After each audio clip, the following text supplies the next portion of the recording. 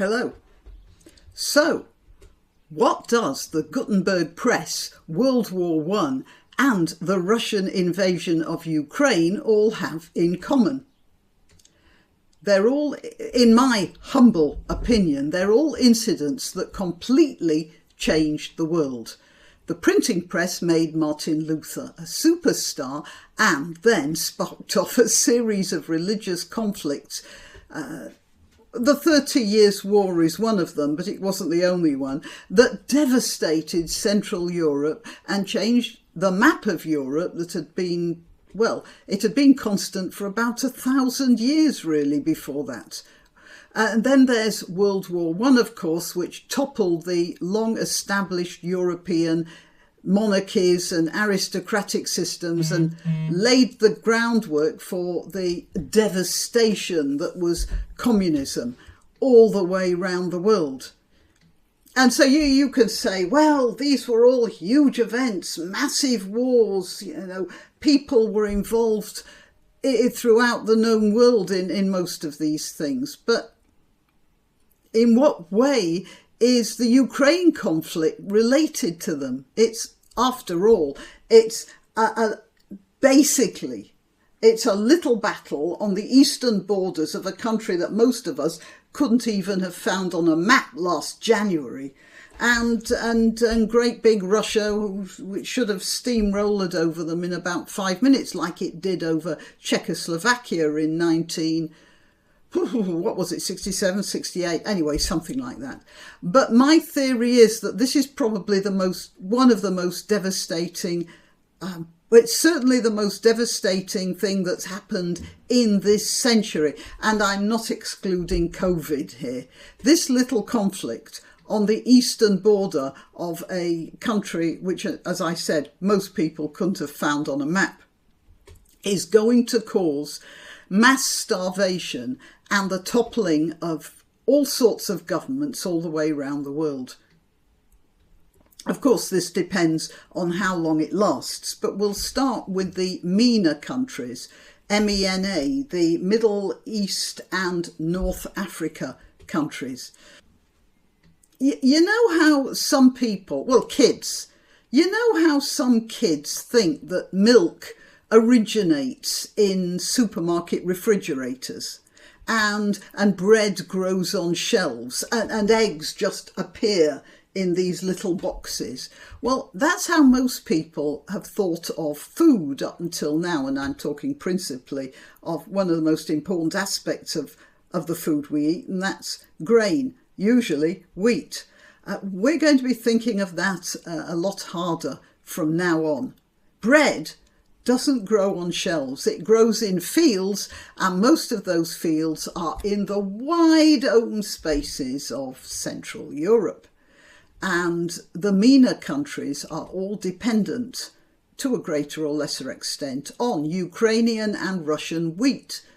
And normally it comes from the coasts of both of these countries, across the Black Sea, into the Mediterranean, and then straight into the countries that have ordered the consignments. It's simple up until now. And Libya and Egypt get something like 80% of their grain requirements from Ukraine and Russia, and have been getting it that way, for years. So if this Ukraine war drags on into a sort of World War I trench warfare where the Russians have stopped the Ukrainians from exporting their grain through the Black Sea, and the Russians can't export their grain across the Black Sea because various countries have blockaded them, Ukraine is still going to be producing the wheat, but they won't be able to get it through the Black Sea and then through the Mediterranean.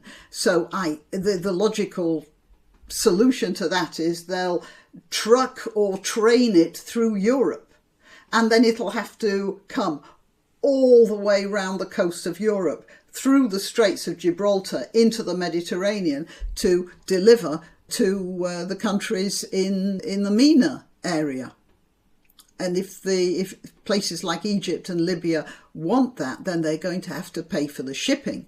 they can hardly afford what they're already getting, let alone paying all that for shipping. And of course it's restricted supplies as well, because those are long haul ships, aren't they? They might actually have to, they might have to get container ships, commission container ships to do that, which means fewer goods coming into Europe from the Far East, now I come to think of it.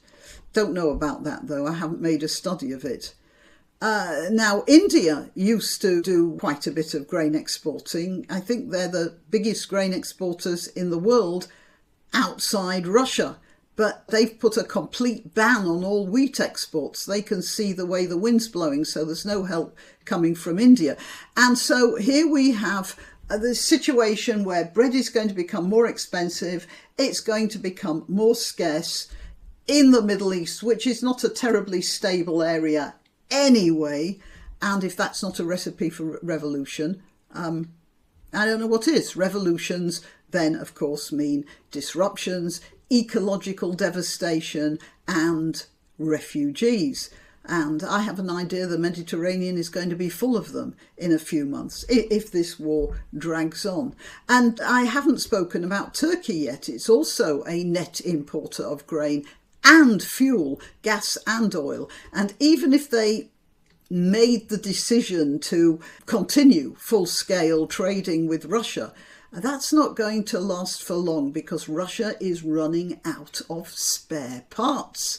It's not that they can't produce the stuff, it's that they can't maintain the equipment. I know Russia has big tractor factories and all the rest of it, but now a lot of stuff is all electronically controlled, and the chips, they're not manufactured in Russia. I've heard that the more inventive among them are now raiding washing machines for chips to keep various other bits of equipment going. You guys in the American continents, you're going to be more or less all right, I suppose. You're pretty well self-sufficient in food. Your foreign exchange, though, is going to suffer.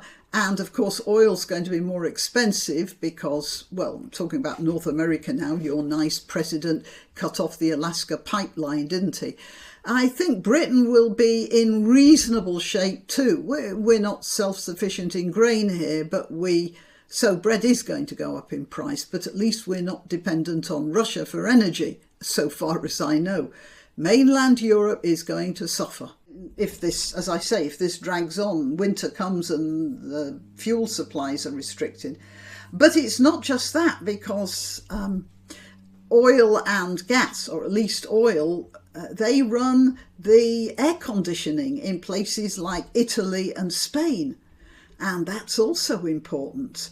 So there's going to be a whole lot of social disruption, as I say, probably a lot of refugees as well. And I believe if this war carries on, we really are going to be into a new world order, and possibly not one we could have predicted 6 months ago. All right, well, I'm Graniopteryx. I'm to be found on YouTube, Rumble, BitChute and Minds. I let you know when I've uploaded a video on my social media, which is Twitter, Gab and Parler. I'm not into Instagram and TikTok or anything like that. I'm worried about those. Okay, well, that's it. Please like this video, share it, prepare yourselves, please. And what else? Contribute to the channel if you can. And I'll speak to you next time. Why not treat yourself or a favoured relative or friend to these magnificent examples of merch? The mugs and t-shirts come in the Graniopteryx design or Granbo with a firearm or the more deadly knitting needles. Go to www.graniopteryx.com and whatever platform you're watching this on, please click like, subscribe and share.